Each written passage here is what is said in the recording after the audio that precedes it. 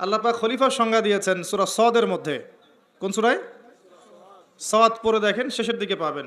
আল্লাহ পাক বলছেন, ইয়া দাউদ, হে দাউদ আলাইহিস সালাম, ইন্না জাআলনাকা খলিফাতান ফিল আরদ, হে দাউদ, আমি তোমাকে পৃথিবীতে আমার খলিফা করে পাঠিয়েছি।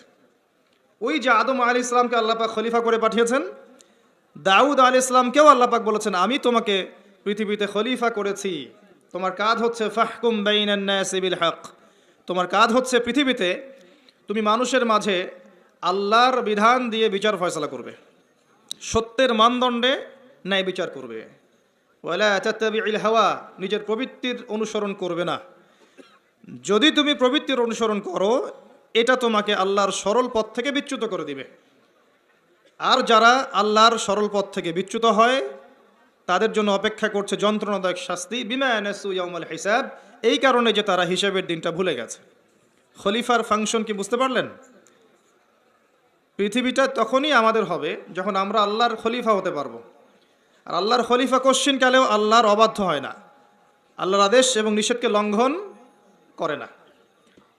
আর দাউদ আলাইহিস সালাম এমন একজন নবী ছিলেন যিনি জেরুজালেম থেকে সারা বিশ্ব শাসন করেছিলেন, এবং তার পরবর্তীতে তার সন্তান সুলাইমান আলাইহিস সালাম তিনিও একই কাজই করেছেন।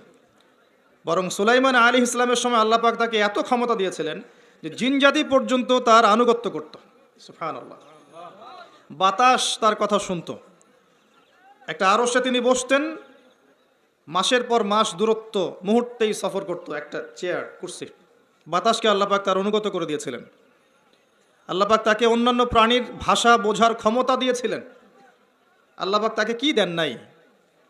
দুনিয়ার এবং আখিরাতের যাবতীয় নিয়ামত আল্লাহ পাক সুলাইমান আলাইহিস সালামকে দিয়েছেন। সুবহানাল্লাহ। তারপরেও তিনি উদ্ধত অহংকারী ছিলেন না, তিনি বিনয়ী ছিলেন।